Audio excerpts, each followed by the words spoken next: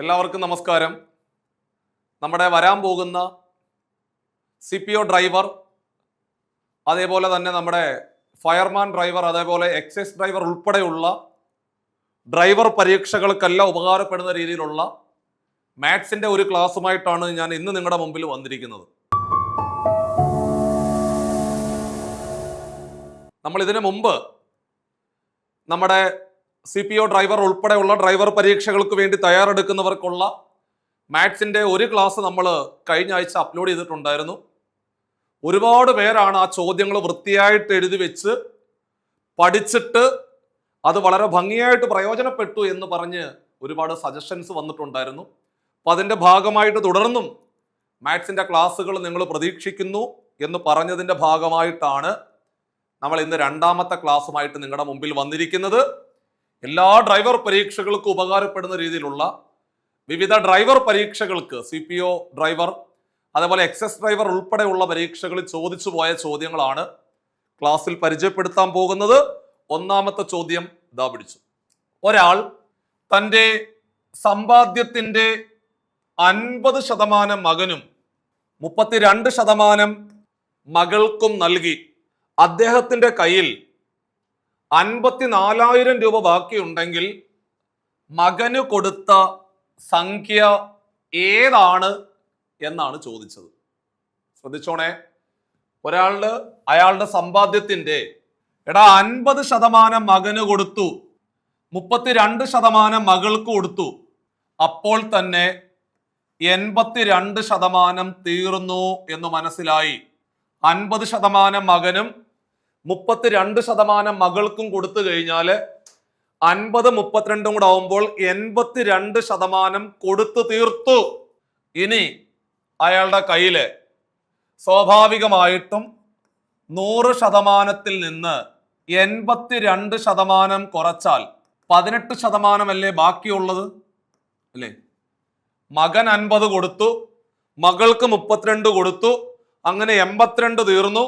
100% മൊത്തം ഉള്ളത്. 100ൽ 82% കുറച്ചാൽ ബാക്കി 18% കയ്യിലുള്ളത്. ആ ബാക്കിയുള്ള എമൗണ്ട് ആണ് 54,000. ബാക്കിയുള്ള എമൗണ്ട് ശതമാനത്തിൽ പറഞ്ഞാൽ 18%. ശതമാനത്തിൽ പറഞ്ഞാൽ 18% ആണ്.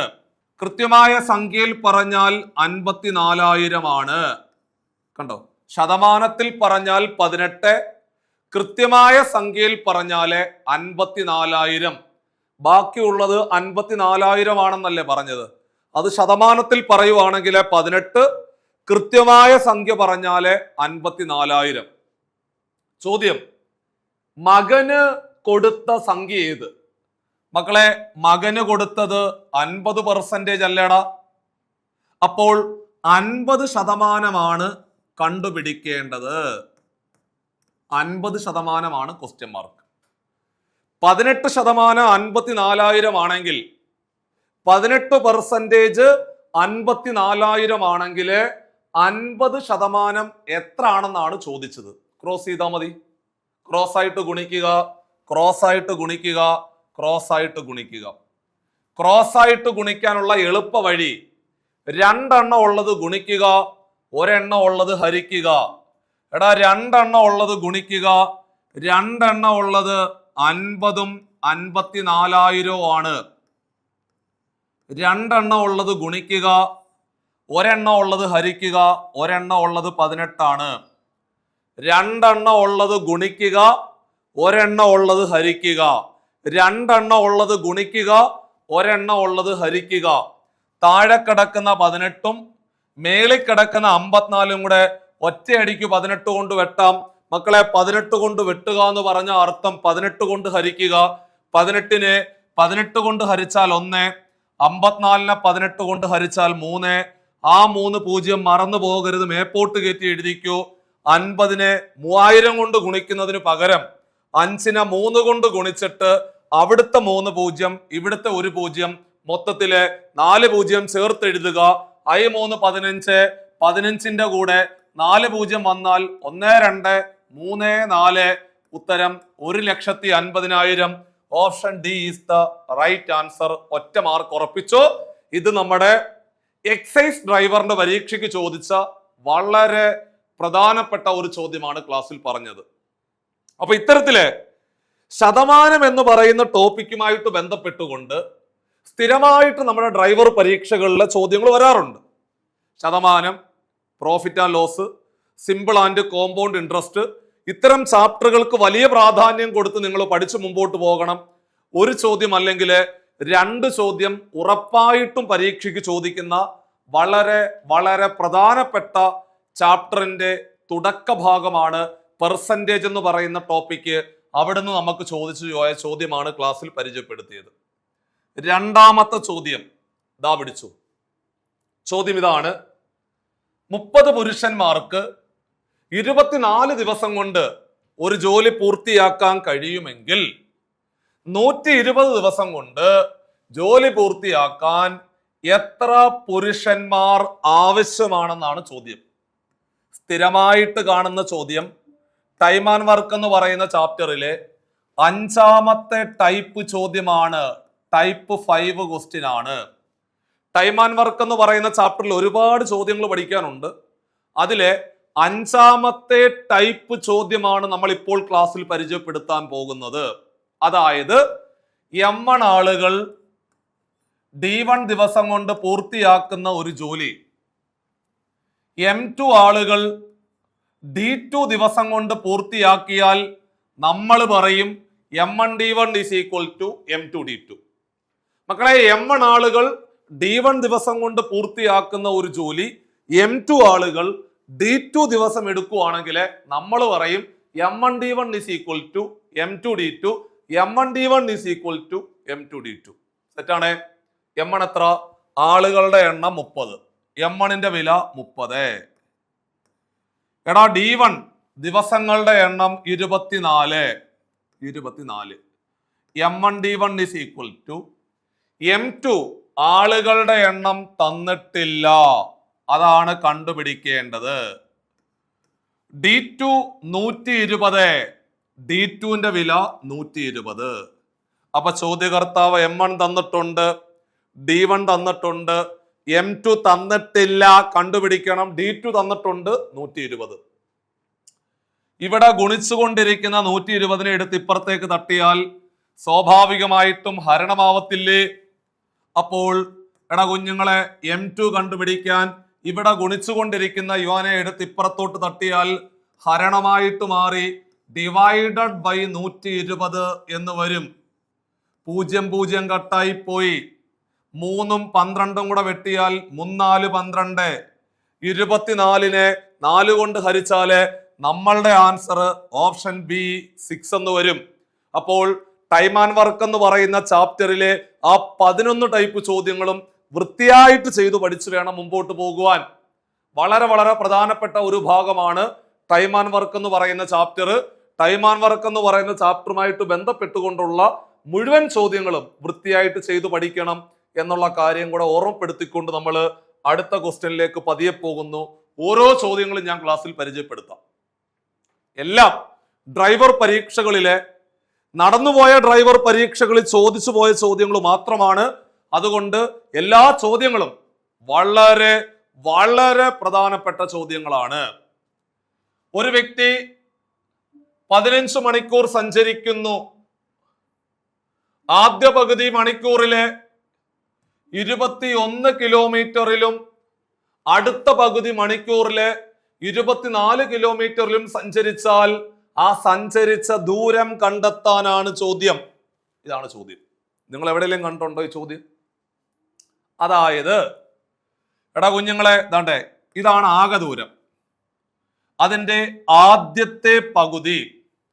ആദ്യ പകുതി സഞ്ചരിച്ച സ്പീഡ് 21 കിലോമീറ്റർ പെർ അവർ സ്പീഡിലാണ്. അപ്പോൾ ആദ്യത്തെ പകുതി ആ മനുഷ്യൻ സഞ്ചരിച്ചത് 21 കിലോമീറ്റർ പെർ അവറിലാണ്. അടുത്ത പകുതി 24 കിലോമീറ്റർ പെർ അവർ സ്പീഡിലാണ് സഞ്ചരിച്ചത്. കണ്ടോ? ആദ്യ പകുതി 21 കിലോമീറ്റർ പെർ അവറിലും അടുത്ത പകുതി 24 കിലോമീറ്റർ പെർ അവറിലുമാണ് സഞ്ചരിച്ചത്. ഈ വ്യക്തി മൊത്തത്തിൽ 15 മണിക്കൂർ സമയമാണ് എടുത്തത്. അങ്ങനെയാണെങ്കിൽ മക്കളെ സഞ്ചരിച്ച ദൂരം കണ്ടുപിടിക്കാനാണ് ചോദ്യം. എളുപ്പവഴിയുണ്ട്, പറഞ്ഞു തരാം. ഇത്തരത്തിലൊരു ചോദ്യം നിങ്ങളുടെ മുമ്പിലേക്ക് വന്നു കഴിഞ്ഞാൽ, അതായത് ആകെ ദൂരത്തിന്റെ ആദ്യ പകുതി ഇന്ന സ്പീഡിൽ പോയി, അടുത്ത പകുതി ഇന്ന സ്പീഡിൽ പോയി, എന്നിട്ട് ചോദ്യകർത്താവ് ആകെ സമയവും തരും. അപ്പോൾ ആകെ സമയം തന്നിട്ടുണ്ട്, ആദ്യ പകുതിയിൽ സഞ്ചരിച്ച സ്പീഡുണ്ട്, അടുത്ത പകുതിയിൽ സഞ്ചരിച്ച സ്പീഡുണ്ട്. അങ്ങനെ ഒരു ചോദ്യം വന്നു കഴിഞ്ഞാല് മക്കളെ സഞ്ചരിച്ച ആകെ ദൂരം കണ്ടുപിടിക്കാൻ ചോദിച്ചാൽ, എടാ ടോട്ടൽ ഡിസ്റ്റൻസ് കണ്ടുപിടിക്കാൻ ചോദിച്ചാല് ദാ പിടിച്ചോ equation 2xy divided by x plus y into total time എന്നുള്ള ഇക്വേഷൻ അടിക്കണം. ഇതാണ് ഇക്വേഷൻ കണ്ടോ, ഈ ഇക്വേഷൻ അടിക്കണം. കണ്ടോ, ഇവിടെ എക്സും വൈയും സ്പീഡുകളാണ്. 2 ഇൻറ്റു എക്സ് എന്ന് പറഞ്ഞാൽ 21, വൈ എന്ന് പറഞ്ഞാൽ 24, 21ഉം 24ഉം കൂടെ കൂട്ടിയാൽ 45. ആകെ സമയം ചോദ്യകർത്താവ് തന്നിട്ടുണ്ട് 15 എന്ന് തന്നിട്ടുണ്ട്. കണ്ടോ, ഇവിടെ നിന്ന് താണ്ട പതുക്കെ വെട്ടിക്കോ കുഞ്ഞുങ്ങളെ. 15ഉം 45ഉം കൂടെ വെട്ടിയാല് എടാ 15ന്റെ മൂന്നാമത്തെ ഗുണിതമാണ് 45. 15ന്റെ മൂന്നാമത്തെ ഗുണിതമാണ് 45. 3ഉം 24ഉം കൂടെ വെട്ടിയാല് 3 8 24. 15ഉം 45ഉം കൂടെ വെട്ടിയാൽ 3 വരും. 3ഉം 24ഉം കൂടെ വെട്ടിയാൽ 8 വരും. വേണ്ടേ 21 ഇൻറ്റു 2 42 ആണ്. 42നെ 8 കൊണ്ട് ഗുണിക്കുക. 42നെ 8 കൊണ്ട് ഗുണിച്ചാല് 8 2 16 ശിഷ്ട 1 4 2 8 4 8 32 4 8 32 32 1 33 336 336 ഓപ്ഷൻ എ ആയിരുന്നു റൈറ്റ് ആൻസർ. ഒന്നും കൂടെ പറഞ്ഞു തരാം. ഒരു മനുഷ്യൻ ആകെ ദൂരം ഇത്രയും, എടാ ആകെ ദൂരം ഇത്രയാ, അതിന്റെ ആദ്യ പകുതിയിൽ സഞ്ചരിച്ച സ്പീഡ് എത്ര? 21. അടുത്ത പകുതി എത്ര? 24. സ്പീഡ് 2 സ്പീഡ് തന്നിട്ടുണ്ട്, ടോട്ടൽ സമയവും തന്നിട്ടുണ്ട്. 2 സ്പീഡുണ്ട്, 2 സ്പീഡുണ്ട്, 2 സ്പീഡുണ്ട്, ആകെ സമയമുണ്ട്. 2 സ്പീഡുണ്ട്, ആകെ സമയമുണ്ട്. 2 സ്പീഡുണ്ട്, ആകെ സമയമുണ്ട്. ചോദിക്കുന്നു ആകെ ദൂരം എത്ര? ആകെ ദൂരം എത്ര? ആകെ ദൂരം എത്ര? ആകെ ദൂരം എത്ര? Equation 2xy divided by x plus y into total time എന്നുള്ളതായിരുന്നു അവിടുത്തെ ഇക്വേഷൻ. എല്ലാവർക്കും ആൻസർ കിട്ടി എന്ന് വിശ്വസിച്ചുകൊണ്ട് അടുത്ത ചോദ്യത്തിലേക്ക് നമ്മൾ കടക്കുന്നു. മക്കളെ, ഇന്ന് തിങ്കളാഴ്ചയാണെങ്കിൽ 61 ദിവസത്തിന് ശേഷം ഏത് ദിവസമാണ് സ്ഥിരമായിട്ട് PSC ചോദിക്കുന്ന മോസ്റ്റ് ഇമ്പോർട്ടന്റ് ചോദ്യം, വളരെ പ്രധാനപ്പെട്ട ചോദ്യം. എടാ ഇന്ന് തിങ്കളാഴ്ചയാണെങ്കിൽ 61 ദിവസങ്ങൾക്ക് ശേഷമുള്ള ദിവസം ഏത്? ഇന്ന് ശനിയാഴ്ചയാണെങ്കിൽ 100 ദിവസങ്ങൾക്ക് ശേഷമുള്ള ദിവസം ഏത്? ഇന്ന് വ്യാഴമാണെങ്കിൽ 85 ദിവസങ്ങൾക്ക് ശേഷമുള്ള ദിവസം ഏത്? അപ്പൊ ചുരുക്കി പറഞ്ഞാല് ഇന്ന് ഇന്ന ദിവസമാണെന്ന് പറഞ്ഞിട്ട് ഇത്ര ദിവസങ്ങൾക്ക് ശേഷമുള്ള ദിവസം ഏത്? ഇത്ര ദിവസങ്ങൾക്ക് ശേഷമുള്ള ദിവസം ഏതെന്ന് ചോദിച്ചാൽ ചോദ്യകർത്താവിന് വേണ്ടത് എത്ര ദിവസങ്ങൾക്ക് ശേഷമുള്ള ദിവസമാണോ വേണ്ടത്, ആ ദിവസങ്ങളുടെ എണ്ണത്തിനെ 7 കൊണ്ട് ഹരിക്കുക. മക്കളെ, ദിവസങ്ങളുടെ എണ്ണത്തിനെ 7 കൊണ്ട് ഹരിക്കുക. എടാ പിള്ളേരെ, 61നെ 7 കൊണ്ട് ഹരിക്കുക. 61നെ 7 കൊണ്ട് ഹരിക്കുക. 8 56 8 56 ശിഷ്ടം 5. ദിവസങ്ങളെ 7 കൊണ്ട് ഹരിക്കുക. ശിഷ്ടം തന്നിരിക്കുന്ന ദിവസത്തിന്റെ കൂടെ കൂട്ടുക. ശിഷ്ടം തന്നിരിക്കുന്ന ദിവസത്തിന്റെ കൂടെ കൂട്ടുക. ശിഷ്ടം തന്നിരിക്കുന്ന ദിവസത്തിന്റെ കൂടെ കൂട്ടുക. ശിഷ്ടം തന്നിരിക്കുന്ന ദിവസത്തിന്റെ കൂടെ കൂട്ടുക. തന്നിരിക്കുന്ന ദിവസം തിങ്കള്, തിങ്കളിന്റെ കൂടെ 5 കൂട്ടുക. തിങ്കളിന്റെ കൂടെ 5 കൂട്ടുക. ചൊവ്വ, ബുധൻ, വ്യാഴം, വെള്ളി, ശനി. ശനിയാണ് ആൻസർ. ഉത്തരം ശനി. അതായത് ഓപ്ഷൻ ഡി ആയിരുന്നു അതിന്റെ ശരിയായിട്ടുള്ള ഉത്തരം. 1 മാർക്ക് കൂടെ നമ്മൾ ഉറപ്പിച്ചു. ക്ലിയർ ആയോ? അപ്പോൾ എടാ ഇന്ന് ഇന്ന ദിവസമാണെങ്കിൽ ഇത്ര ദിവസങ്ങൾക്ക് ശേഷമുള്ള ദിവസം ഏതെന്ന് ചോദിച്ചാല് ഇത്ര ദിവസങ്ങൾക്ക് ശേഷമുള്ള ദിവസം ഏതെന്ന് ചോദിച്ചാല് ഇത്ര ദിവസങ്ങൾക്ക് ശേഷമുള്ള ദിവസം ഏതെന്ന് ചോദിച്ചാൽ ദിവസങ്ങളുടെ എണ്ണത്തിനെ 7 കൊണ്ട് ഹരിക്കുക. ആ ശിഷ്ടമുണ്ടല്ലോ, അത് അത് അത് അത് തന്നിരിക്കുന്ന ദിവസത്തിന്റെ കൂടെ കൂട്ടണം. തന്നിരിക്കുന്ന ദിവസത്തിന്റെ കൂടെ കൂട്ടണം. തിങ്കളിന്റെ കൂടെ 5 കൂട്ടി. തിങ്കൾ കഴിഞ്ഞിട്ടാണ് 5. ചൊവ്വ, ബുധൻ, വ്യാഴം, വെള്ളി, ശനി. ആൻസർ ശനി. ഓപ്ഷൻ ഡി ആയിരുന്നു ആൻസർ. അടുത്ത ക്വസ്റ്റ്യൻ വേണ്ടേ? കുട്ടികളുടെ ഒരു നിരയിൽ വരിയുടെ ഇടത് വശത്ത് നിന്നുള്ള എയുടെ സ്ഥാനം 27-മതാണ്. ദാണ്ടേ, ഇതാണ് വരി. ഇതാണ് നമ്മുടെ എ. കണ്ടോ? എ. കുട്ടികളുടെ ഒരു വരിയില് അല്ലെങ്കിൽ ഒരു നിരയില് ഇടത് നിന്ന് എയുടെ സ്ഥാനം 27-മതാണ്. അപ്പൊ സ്വാഭാവികമായിട്ടും എയുടെ ഇടതുവശത്ത് 26 പേരുണ്ടെന്നല്ലേ അതിന്റെ അർത്ഥം? 27-മത് എന്ന് പറയുമ്പോൾ എയുടെ ഇടതുവശത്ത് 26 പേരുണ്ടെന്നാണ് അർത്ഥം, അല്ലേ? എടാ, 27-മത് എന്ന് പറഞ്ഞാൽ എയുടെ ഇടതുവശത്ത് 26 പേരുണ്ട്. കഴിഞ്ഞു. ഇനി അടുത്തത്, വരിയുടെ വലതുവശത്ത് നിന്നുള്ള എയുടെ സ്ഥാനം 34. ഇവിടുന്ന് 34 ആണെങ്കിൽ തീർച്ചയായിട്ടും എയുടെ വലതുവശത്ത് 33 പേരുണ്ടെന്നല്ലേ അർത്ഥം? വലത് നിന്ന് 34-മത് എന്ന് പറഞ്ഞാൽ എയുടെ വലതുവശത്ത് 33 പേരുണ്ടെന്നാണ് അതിന്റെ അർത്ഥം. സോ അങ്ങനെയാണെങ്കിൽ മക്കളെ, ആകെ കുട്ടികളുടെ എണ്ണം എത്ര എന്നാണ് ചോദ്യം. മുഴുവൻ പേരുടെ എണ്ണം എത്ര എന്നാണ് ചോദിച്ചത്. അപ്പൊ എല്ലാം കൂടെ കൂട്ടിക്കൂ. 26-ഉം 33-ഉം കൂടെ കൂട്ടിയാൽ 26-ഉം 33-ഉം കൂടെ കൂട്ടിയാൽ 6 3 9 2 3 5 59. അതിൻ്റെ കൂടെ എയും കൂടെ ചേർന്നാൽ 59 1 60.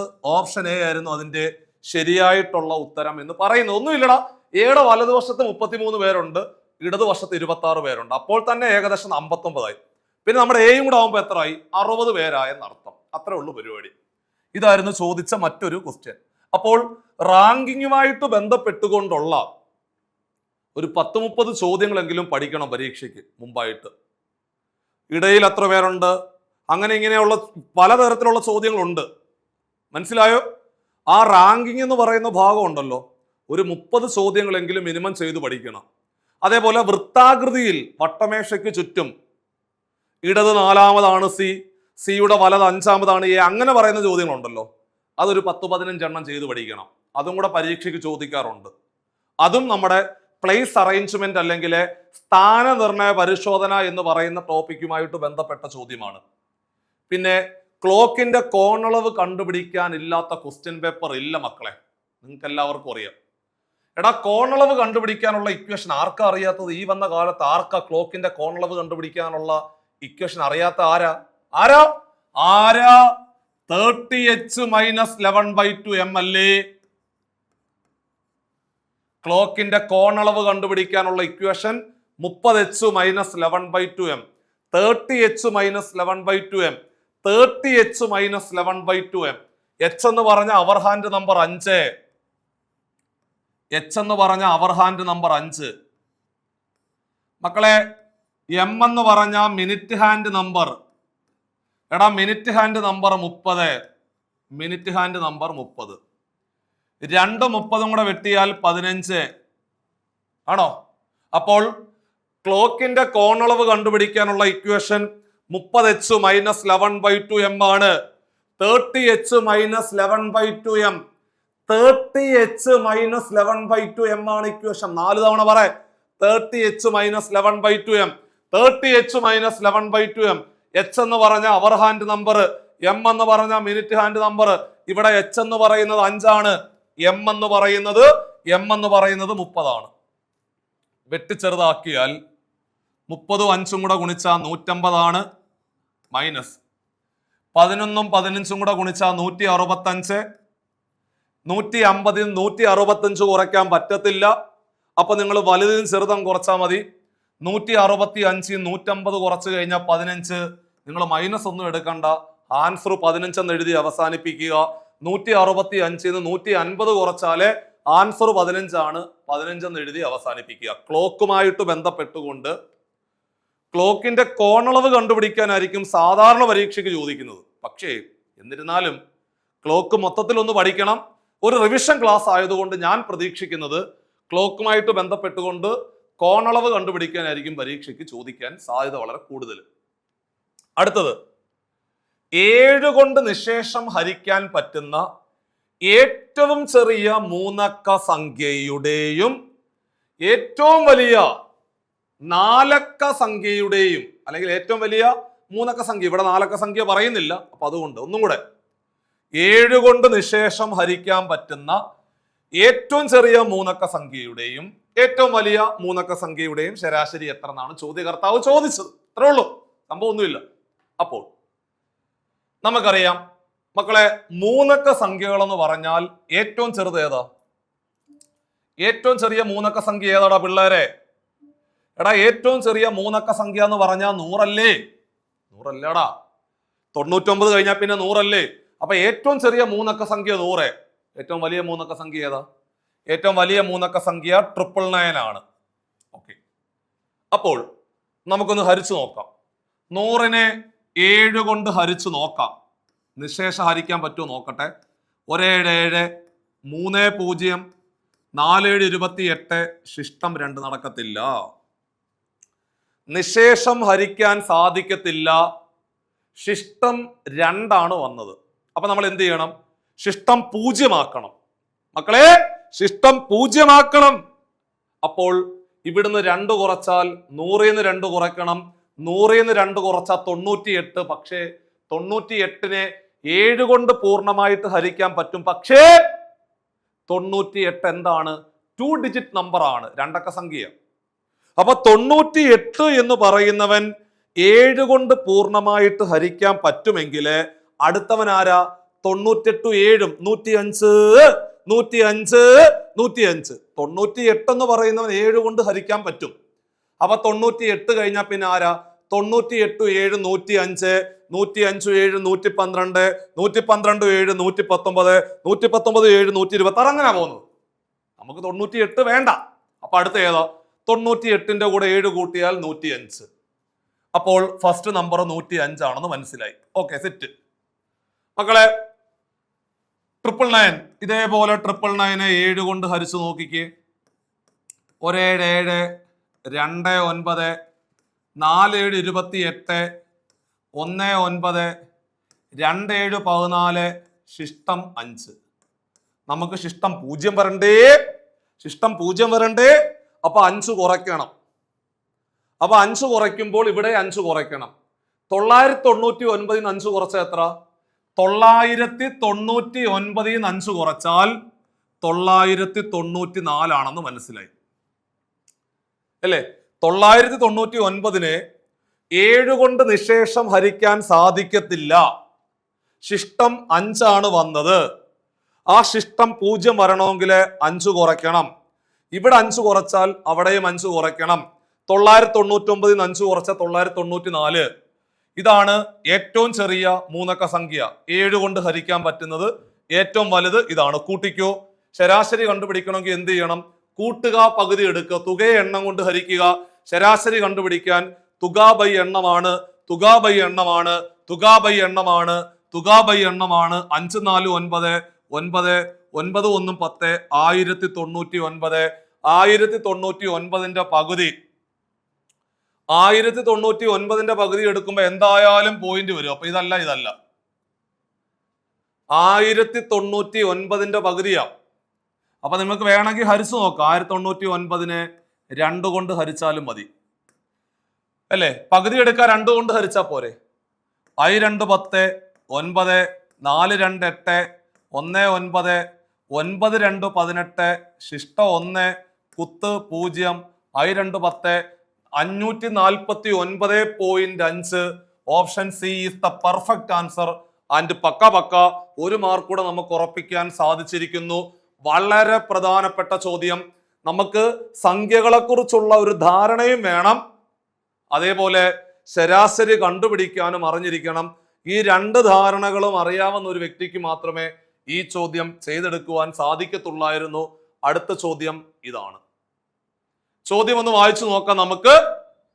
49 centimetre into 33 centimetre into 24 centimetre അളവുകളുള്ള ഒരു ചതുരക്കട്ടയുടെ രൂപത്തിലെ ഒരു കര ഇരുമ്പ് കഷണം രൂപപ്പെടുത്തി ഒരു ഗോളം ഉണ്ടാക്കുന്നു. ഗോളത്തിന്റെ ആരം എത്ര? നിങ്ങൾ ത്രിമാന രൂപങ്ങൾ പഠിച്ച ഒരു വ്യക്തിയാണെങ്കിൽ എല്ലാവർക്കും അറിയാം, ഒരു ത്രിമാന രൂപത്തിനെ ഉരുക്കി മറ്റൊരു ത്രിമാന രൂപമാക്കി മാറ്റാൻ പറഞ്ഞു. അങ്ങനെ മാറ്റണമല്ലോ.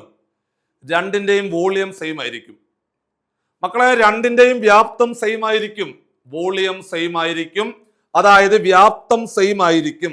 അപ്പൊ ഒരു ത്രിമാന രൂപത്തിന് മറ്റൊരു ത്രിമാന രൂപമാക്കി മാറ്റാൻ പരീക്ഷയ്ക്ക് ചോദിച്ചാൽ രണ്ടുപേരുടെയും വോളിയം സെയിം ആയിരിക്കും, സെയിം ആയിരിക്കും, സെയിം ആയിരിക്കും. അപ്പോൾ നമുക്കറിയാം ചതുരപ്പെട്ടിയുടെ വ്യാപ്തം കണ്ടുപിടിക്കാൻ length into breadth into height അല്ലേ ആണ്. ഗോളത്തിന്റെ വ്യാപ്തം കണ്ടുപിടിക്കാൻ നമുക്കറിയാം 4/3 πr³ ആണെന്നും അറിയാം. അപ്പൊ എല്ലാം പഠിച്ചു വെച്ചോണം. ഈ ത്രിമാന രൂപങ്ങളുമായിട്ട് ബന്ധപ്പെട്ടുകൊണ്ട് ഏത് ചോദ്യം വേണമെങ്കിലും പരീക്ഷയ്ക്ക് വരാം. അപ്പൊ അത് മൊത്തം പഠിക്കണം. ഏതാണ് വരുന്നത് നമുക്ക് പറയാൻ പറ്റത്തില്ല. നമുക്ക് കഴിഞ്ഞ എക്സൈസ് ഡ്രൈവറിന് ചോദിച്ചത് ഈ ചോദ്യമാണ്. അതായത് ചതുരപ്പെട്ടിയെ ഉരുക്കിയിട്ട് എന്താക്കണം, ഗോളമാക്കാനാണ് പറഞ്ഞത്. അപ്പൊ രണ്ടിന്റെയും വോളിയം സെയിമാ. അപ്പൊ രണ്ടിന്റെ വ്യാപ്തം കണ്ടുപിടിക്കാനുള്ള ഇക്വേഷൻ അറിയണം. അപ്പൊ ചതുരപ്പെട്ടിയുടെ വ്യാപ്തം കണ്ടുപിടിക്കാനുള്ള equation length into breadth into height. അതേപോലെ ഗോളത്തിന്റെ വ്യാപ്തം 4/3 πr³. ഗോളത്തിന്റെ വ്യാപ്തം 4/3 πr³ ആണ്. ഗോളത്തിന്റെ ഉപരിതല വിസ്തീർണം കണ്ടുപിടിക്കാനുള്ള ഇക്വേഷൻ 4πr² ആണ്. ജസ്റ്റ് മഗ്ഗപ്പ് ചെയ്ത് വെച്ചു. അപ്പോൾ എടാ ലെങ്ത് 49, ബ്രെഡ്ത്ത് 33, ഹൈറ്റ് 24, അപ്പുറത്ത് 4/3 ഉണ്ട്. പൈയുടെ വില 22/7 ആണെന്ന് നമുക്ക് എല്ലാവർക്കും അറിയാം. r³ ആണ് കണ്ടുപിടിക്കേണ്ടത്. 4/3 പൈയുടെ വില 22/7. മക്കളെ പൈയുടെ വില 22/7 ആണ്. 22/7 ആണ്. ഇനി വെട്ടിക്കൂ. ദേണ്ട ഇങ്ങോട്ട് നോക്കിക്കേ. 4ഉം 24ഉം കൂടെ വെട്ടിയാൽ 6 അല്ലേ മക്കളെ? എടാ 4 6 24 അല്ലേടാ? ആണ് ആണ് ആണ് ആണ് ആണ് ഈ കിടക്കുന്ന 22, ഈ കിടക്കുന്ന 33 കൂടെ 11 കൊണ്ട് വെട്ടാം. 11 2 22, 11 3 33. ഈ കിടക്കുന്ന 2ഉം ഈ കിടക്കുന്ന 6ഉം കൂടെ നമുക്ക് വെട്ടാം. 2 3 6 ആണ്. സംഭവം ഓക്കെ ആയി. ഇനി ഇവിടെ ഹരിച്ചുകൊണ്ടിരിക്കുന്ന 3 7 ഇപ്പുറത്തേക്ക് വരുമ്പോൾ സ്വാഭാവികമായിട്ടും ഗുണനമായിട്ട് മാറും ഇല്ലേ? അപ്പോൾ വേണ്ടേ 49 ഉണ്ട്, 39 ഓൾറെഡി ഉണ്ട്. ഈ കടന്ന 3 7 ഇപ്പുറത്തേക്ക് വരുമ്പോൾ × 3 × 7 എന്ന് വരും. വലതുവശത്ത് r³ എന്ന് വരും. അപ്പോൾ ഇങ്ങോട്ട് നോക്കിയേ. ഇവിടെ നമുക്ക് r³ ആണ് ഈ സാധനം. അപ്പൊ ഒന്നും കൂടെ പറഞ്ഞു തരാം. അവിടെ ഹരിച്ചുകൊണ്ടിരിക്കുന്ന 3 7 ഉണ്ടല്ലോ, അതാണ് ബാലൻസ് ആയിട്ട് വന്നത്. അതിനെ ഇപ്പുറത്തേക്ക് കൊണ്ടുവരുവാണെങ്കിൽ ഗുണനമായിട്ട് മാറും. ഹരണം ഗുണനമായിട്ട് മാറും. ഗുണനം ഹരണമായിട്ടാണല്ലോ മാറുന്നത്. അപ്പൊ ഹരിച്ചുകൊണ്ടിരിക്കുന്ന 3 7 ഇപ്പുറത്ത് വന്നാൽ ഗുണനമായി. ഓക്കെ, ഇനി നമുക്കൊന്ന് പിടിക്കാം. ഇതാണ്ടേ മക്കളെ 49ഉം 7ഉം കൂടെ ഗുണിച്ചാൽ 49ഉം 7ഉം കൂടെ ഗുണിച്ചാൽ 343 എന്ന് വരും. 343 ഇൻറ്റു 9 3ഉം കൂടെ ഗുണിച്ചാൽ 27 ഈസ് ഈക്വൽ ടു r³. അപ്പൊ 6 കണ്ടുപിടിക്കണമെങ്കിൽ എന്ത് ചെയ്യണം? ക്യൂബ് റൂട്ട് എടുത്താൽ മതി. അപ്പൊ 6 കണ്ടുപിടിക്കണമെങ്കിൽ ക്യൂബ് റൂട്ട് ഓഫ് 343 ഇൻറ്റു 27. 343ന്റെ ക്യൂബ് റൂട്ട് എന്ന് പറയുന്നത് 7 ആണ്. കണ്ടോ? 27ന്റെ ക്യൂബ് റൂട്ട് 3 ആണ്. അവ തമ്മിൽ ഗുണിക്കുക. 7ഉം 3ഉം കൂടെ ഗുണിച്ചാൽ 21. ഓപ്ഷൻ എ ആയിരുന്നു അതിന്റെ ശരിയായിട്ടുള്ള ഉത്തരം എന്ന് പറയുന്നത്. ഈ ചോദ്യം നിങ്ങൾ ഒരു തവണ ബുക്കിനകത്തേക്ക് വൃത്തിയായിട്ട് എഴുതിയിട്ട് ഞാൻ ഈ പറഞ്ഞു തന്നതുപോലെ ചെയ്തു നോക്കുക. ആദ്യത്തെ അറ്റംപ്റ്റ് ചിലപ്പോൾ ആൻസർ കിട്ടത്തില്ല. ഒരു തവണയും കൂടെ ശ്രമിക്കണം. അങ്ങനെ അടുത്ത തവണ നിങ്ങളുടെ കയ്യിൽ ഈ സാധനം കിട്ടും. നന്നായിട്ട് പഠിക്കണം, ഭംഗിയായിട്ട് പഠിക്കണം. ഒരേ കാര്യം ഒരുപാട് തവണ റിപ്പീറ്റ് അടിച്ച് ചെയ്തു പഠിച്ച് കേട്ടു പഠിക്കുമ്പോഴാണ് ആ ടോപ്പിക്ക് നിങ്ങൾ എക്സ്പേർട്ട് ആവുന്നത്. അതുകൊണ്ട് പഠനത്തിൽ വരുന്ന ആവർത്തനം തീർച്ചയായിട്ടും നിങ്ങൾക്ക് ഒരുപാട് ഉപകാരപ്പെടുമെന്നുള്ള കാര്യത്തിലെ സംശയമൊന്നും തന്നെ ഇല്ല. അപ്പോൾ ചെയ്തു പഠിക്കുക, ചെയ്തു പഠിക്കുക, ചെയ്തു പഠിക്കുക. ഈ ചോദ്യം ഒരിക്കൽ കൂടി ചെയ്തു പഠിച്ചെങ്കിൽ മാത്രമേ നിങ്ങളുടെ മനസ്സിലേക്ക് അത് പതിയത്തുള്ളൂ. അടുത്ത ചോദ്യം എന്താ വന്നിട്ടുണ്ട്? 4, 9 ഒരു സ്പേസ് ഉണ്ട്, 49 ഉണ്ട്, 121 ഉണ്ട്, 169 ഉണ്ട്. തന്നിരിക്കുന്ന ശ്രേണി പൂരിപ്പിക്കാനാണ്. കാണുമ്പോഴേ അറിയാം സംഭവം സെറ്റ് സാധനമാണ്. സ്ക്വയറിന്റെ സീരീസ് അല്ലേ മക്കളെ? 2ന്റെ സ്ക്വയർ ആണിത്. എടാ 3ന്റെ സ്ക്വയർ ഇതാണ്ട് 7, 2ന്റെ സ്ക്വയർ, 3ന്റെ സ്ക്വയർ, 7ന്റെ സ്ക്വയർ, 11ന്റെ സ്ക്വയർ, 13ന്റെ സ്ക്വയർ, ഇങ്ങനെയാ പോകുന്നത്. അപ്പോൾ ഇത് അഭാജ്യ സംഖ്യകൾ 2, 3, 5, 7, 11, 13, 17, 19 ഇങ്ങനെ പോകുന്ന സംഖ്യകളുടെ സ്ക്വയറുകളാണ്. അതിൽ 2ന്റെ സ്ക്വയർ ഉണ്ട്, 3ന്റെ സ്ക്വയർ ഉണ്ട്. അപ്പോൾ അടുത്തത് 5ന്റെ സ്ക്വയർ ആണ് ഇവിടെ വരേണ്ടത്. 5ന്റെ സ്ക്വയർ 25. 25ൽ തുടങ്ങുന്ന ഒറ്റ ഉത്തരമേ ഉള്ളൂ, അത് എ ആണ്. കണ്ടോ? 2ന്റെ സ്ക്വയർ, 3ന്റെ സ്ക്വയർ, 5ന്റെ സ്ക്വയർ, 7ന്റെ സ്ക്വയർ, 11ന്റെ സ്ക്വയർ, 13ന്റെ സ്ക്വയർ, 17ന്റെ സ്ക്വയർ 289. ഓപ്ഷൻ എ ആയിരുന്നു അതിന്റെ ശരിയായിട്ടുള്ള ഉത്തരം. അതായത് അഭാജ്യ സംഖ്യകളുടെ സ്ക്വയർ കണ്ടുപിടിക്കുക അല്ലെങ്കിൽ എഴുതി ഫിനിഷ് ചെയ്യുന്ന ഒരു സീരീസ് ആണ് ചോദിച്ചത്. അങ്ങനെ നമ്മുടെ കഴിഞ്ഞു പോയ എക്സൈസ് ഡ്രൈവറിന്റെ പരീക്ഷയ്ക്ക് ചോദിച്ച മാത്സിനകത്തെ ചോദ്യങ്ങൾ ക്ലാസ്സിൽ പരിചയപ്പെടുത്തിയ സമയത്ത് ഈ ഒരു ചോദ്യങ്ങൾ പോലും നമുക്ക് വലിയ ഒരു സമയമെടുത്ത് ചെയ്യേണ്ടതായിട്ട് വരുന്നില്ല.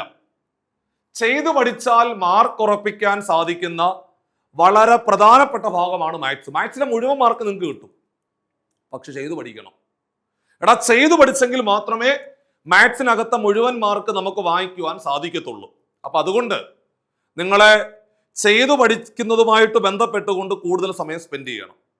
അതേപോലെ തന്നെ നമ്മുടെ ഈ പോലീസ് ഡ്രൈവർ പരീക്ഷകൾക്ക് വേണ്ടി തയ്യാറെടുക്കുന്നു, അതേപോലെ എക്സൈസ് ഡ്രൈവർ, അതേപോലെ beat forest officer driver, fireman driver ഉൾപ്പെടെയുള്ള എല്ലാ ഡ്രൈവർ പരീക്ഷകൾക്കും തയ്യാറെടുക്കുന്നവർക്ക് വേണ്ടിയിട്ടുള്ള ഏറ്റവും പുതിയ ബാച്ചുകൾ, നിങ്ങളുടെ സ്പെഷ്യൽ ടോപ്പിക്കിന് വലിയ പ്രാധാന്യം നൽകിക്കൊണ്ട് ഉള്ള ഏറ്റവും പുതിയ ബാച്ചുകൾ കൂടി നമ്മൾ സ്റ്റാർട്ട് ചെയ്തിട്ടുണ്ട്. ഇത്തരം സാധ്യതകളെല്ലാം നിങ്ങൾക്ക് പരമാവധി പ്രയോജനപ്പെടുത്തിക്കൊണ്ട് പരീക്ഷയ്ക്ക് വളരെ ഭംഗിയായിട്ട് നേരിടാവുന്നതാണ്. നിങ്ങളുടെ ആത്മവിശ്വാസം വർദ്ധിപ്പിക്കുവാനും അതേപോലെ ചെയ്തു പഠിക്കാനൊക്കെ ഏറ്റവും പുതിയ ബാച്ചുകളിലേക്ക് ജോയിൻ ചെയ്തുകൊണ്ട് തുടക്കം മുതൽ പഠിച്ചുകൊണ്ട് പരീക്ഷയ്ക്ക് നിങ്ങൾക്ക് നല്ല ആത്മവിശ്വാസത്തോടു കൂടി ദൃഢനിശ്ചയത്തോടുകൂടി എക്സാം ഹാളിലേക്ക് കടക്കുവാൻ സാധിക്കും.